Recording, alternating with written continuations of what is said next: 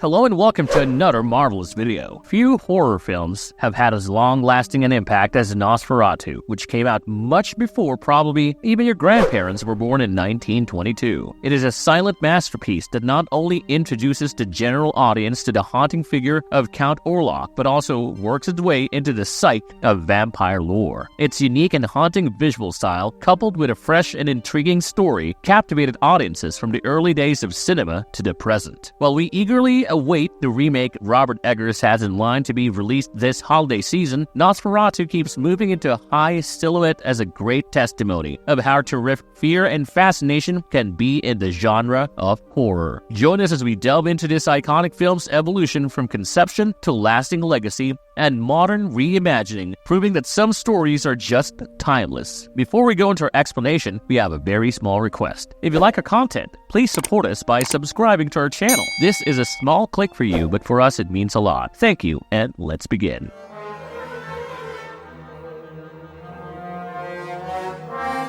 The origins of Nosferatu 1922. When it was released in 1922, F.W. Murnau's Nosferatu became a revolution in the silent film industry, often regarded as the first full-length vampire film. This seminal work is an unofficial version of Bram Stoker's renowned novel Dracula. But Murnau's idea went beyond simple copying. He created a distinct story rooted in German expressionism and used atmospheric images and shadows to arouse feelings of fear and anxiety. The making of Nosferatu was a journey through nightmares. Firstly, because of copyright issues, Stoker's widow, Florence, insisted vehemently on protecting her late husband's intellectual property, such that she sued the filmmakers. The outcome was that a court decreed the film had to be destroyed. Luckily, Nosferatu still managed to live on thanks to the clandestine efforts of a few concerned people who succeeded in saving copies of this 1922 silent film. Their struggle to ensure its existence contrasts poignantly with how art is sometimes pitted against legality and ownership. What set Nosferatu apart from its contemporaries was a new style of storytelling and the visual elements which had to be very distinct and different from any other silent film of this era. Most silent films back then were a mere play on theatrics and melodrama. Murnau's cinematic language, in contrast, convinced the audience on a more psychological plane. The combination of expressionistic set designs and chiaroscuro lighting produced an ethereally gorgeous look that captivated the audience.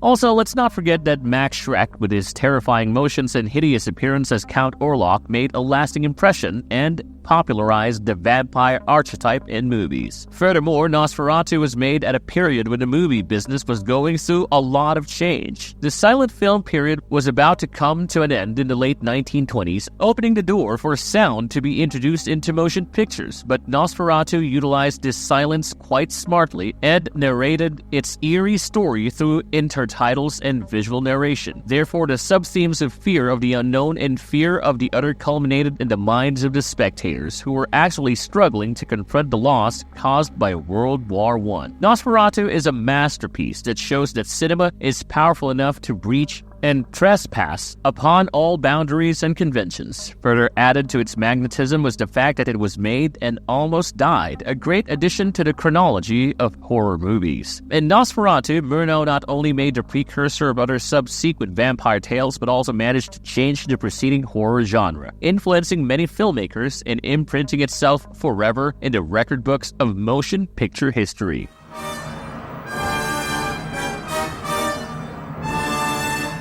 Nosferatu's impact on horror cinema. Nosferatu by F.W. Murnau was revolutionary in the horror genre, and it also set up the visual groundwork of Gothic horror. This 1922 masterpiece brought a different connotation of the vampire legend to the screen, certainly far removed from the suave, sleek, lovable avatars that dominated later films. Here, instead, Count Orlok, played by the chillingly appropriate Max Schreck, is an avatar of a nightmare, a rat-like creature with elongated fingers and a gaunt face. This macabre design reached new highs in horror monsters, inspiring cinematic geniuses for generations worldwide. Murnau innovatively used the medium of shadow and light to create an oppressive atmosphere in which much of the horror in the film can be explained. The director applied chiaroscuro lighting to increase the fear and tension, which was well built within the narrative. This technique, merged with Orlok's spookish appearance, instilled a feeling of dread in the viewer. Scenes often led from starkly lit lit exterior shots to claustrophobic and dimly lit interior ones, creating a strange contrast still used powerfully in horror films. Nosferatu is also quintessentially a German expressionist film focusing on distorted perspective and emotional intensity. It draws out the principles that reflect the nervous turmoil of the time through extreme exaggeration in the settings that mirror the inner fears and anxieties of the characters, making it transcend the visual language of silent films. Murnau's minimalist set design further creates a sense of foreboding, which underlines isolation and existential dread. Nosferatu's revolutionary filmmaking techniques have had resonance down the ages and continue to influence horror classics to this very day. In the films like Frankenstein, Interview with a Vampire, and even more recently, Let the Right One In, stylistic innovations and templates from Nosferatu can be viewed. Murnau's atmospheric and iconic imagery inspired filmmakers to create new themes of fear and obsession. As an artifact of the Weimar Republic, Nosferatu mirrors the social and political uncertainty that mark this era. The ability of the film to tap into feelings of dread, alienation, and isolation gives it a history through the turbulent context it portrays, thus making it historically significant. Beyond establishing how to portray vampires, Nosferatu cemented cinematic precedent as it solidified visual storytelling. Many of these themes surrounding fear, mortality, and the others continue to resonate in modern times and therefore provoke discussions regarding their deeper meanings. A timeless artwork like Nosferatu speaks not only to its artistic value, but also to its part in the landscape of cinema and its repositioning in the canon of horror films in history. Influence on vampire portrayals in pop culture. While Nosferatu laid the groundwork, it was Dracula in 1931 with Bela Lugosi that cemented the dashing vampire mold. Lugosi's take on Count Dracula set the mold for the suave bloodsucker and spawned a whole line of endearing bloodsuckers, from Christopher Lee's classic portrayals to Kiefer Sutherland in The Lost Boys. But Nosferatu Prince, which started to emerge in the middle of the 20th century, revived the myth of Orlok's monstrous masquerade in such a way that it paved the way for an alternative narrative against the rather seductive vampire trope. The filmmakers and writers could therefore explore a whole better range of vampiric pictures that has been thought of. Some other interesting works within the horror spectrum directly borrowed elements from Nosferatu. For instance, in Salem's Lot by Toby Hooper, the vampire Kurt Barlow sports a rodent-like face, making this connection of grotesqueness with terror even more concrete in depicting vampirism. The fact that he was human first and then turned into the monster's form also served to make the point that Nosferatu was impacting the visual elements of contemporary horror movies. Nosferatu's impact reached far beyond film, spreading into literature and even into role-playing games. In 1991, the Vampire the Masquerade role-playing game created the Nosferatu clan, a line of outcasts marked by their physical appearance and ostracized from society, thus set a precedent for the Nosferatu character, Orlok, as an isolated figure. It redefined in what way vampires might exist in role-playing, permitting much greater latitude in exploring isolation and every form of ostracism. Television series like Are You Afraid of the Dark paid homage to Nosferatu through episodes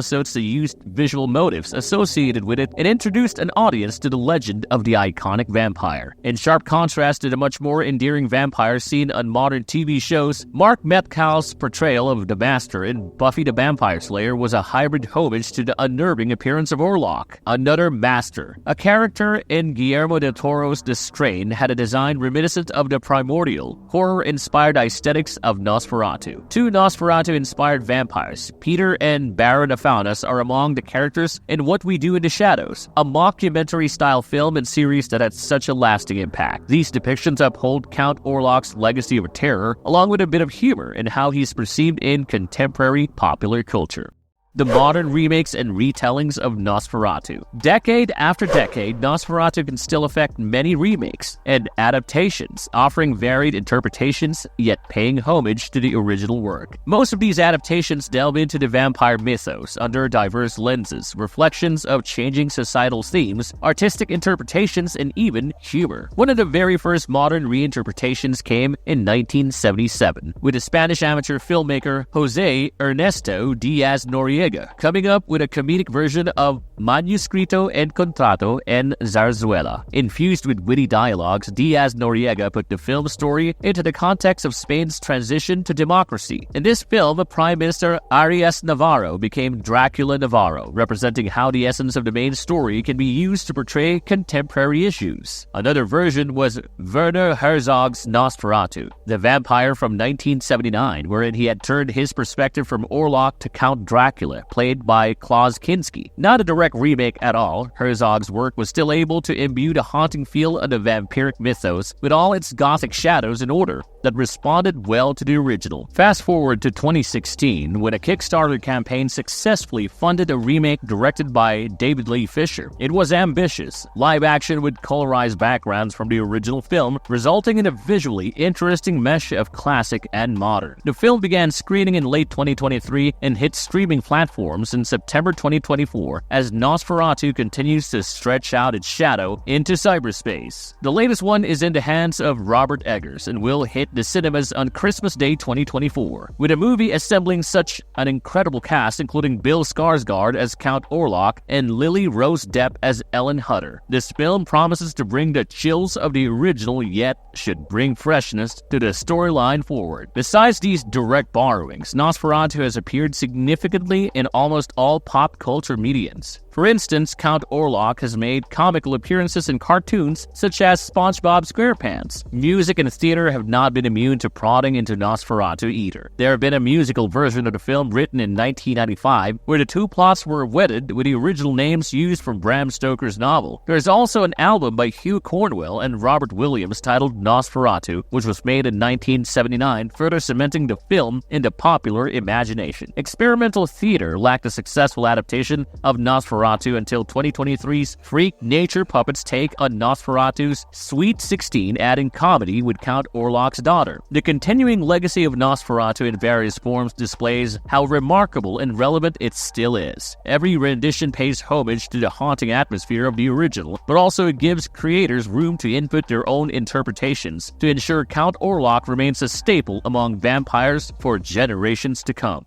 What we know about the upcoming remake by Robert Eggers. Robert Eggers, the mastermind behind cult hits like The Witch and The Lighthouse, is promising something fresh and respectful about this foundational work. Information on its plot is pretty thin, but it's probably going to be a relatively faithful adaptation of the original storyline, with a young woman in her early 20s, Ellen Hutter, played by Lily Rose Depp, as she unfortunately finds herself at the receiving end of Orlok's perverted desires, with Bill Skarsgård playing the title role of Count Orlok and Willem Dafoe portraying vampire hunter Professor Albin Everhard von Franz. The film features an excellent cast. A fresh level of interest is added by Skarsgård's transformation from the recognizable Pennywise to Orlok, and expectations are raised by Dafoe's partnership with Eggers, as they previously worked together in The Lighthouse. Nicholas Hoult will be essaying Thomas Hutter, while Aaron Taylor-Johnson and Emma Corrin will also feature in some integral roles. The nerve-wracking trailers and teasers have done a fine job of amassing the buzz for this dark, atmospheric movie. As we get closer and closer to the movie's release date, we're getting more and more excited about Eggers' Nosferatu, as it promises to bring us gothic horror with tribute to its predecessor, handling modern themes and techniques. Fans really can't wait to see how this new version of Nosferatu reshapes the legacy of one of horror's most enduring classics. Mark the date, December 25th, 2024.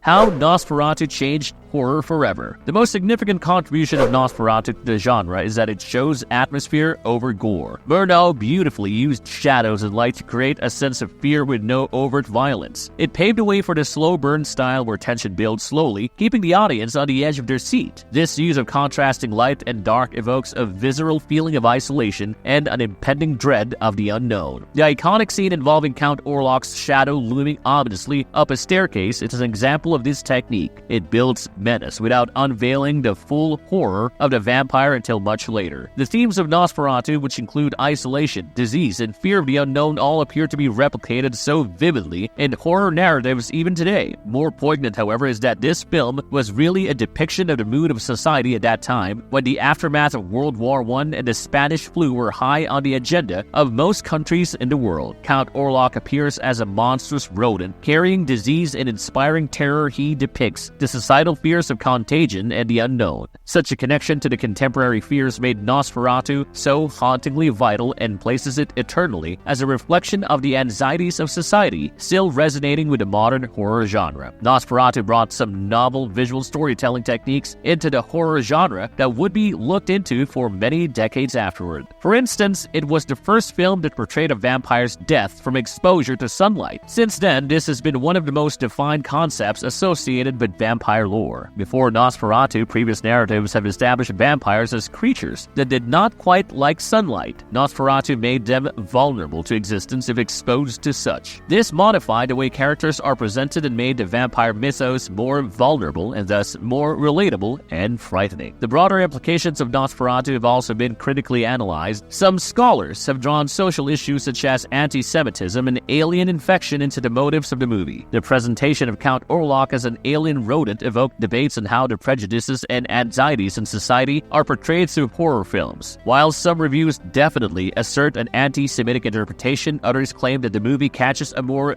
general phobia of the other or unknown, an issue still found in contemporary horror. This is how Nosferatu remains one of the most important references in horror films, not only in the silent films of the 1920s but throughout the modern genre, pointing out how terror can be produced through artistic expression and not just by shock value. Through atmosphere, tension, and psychological depth that override what by most accounts can be termed outright terror, Murnau created a model still followed today. His silent masterpiece remains a benchmark of horror filmmaking, shaping generations of filmmakers and firmly establishing it as one of the all-time great films.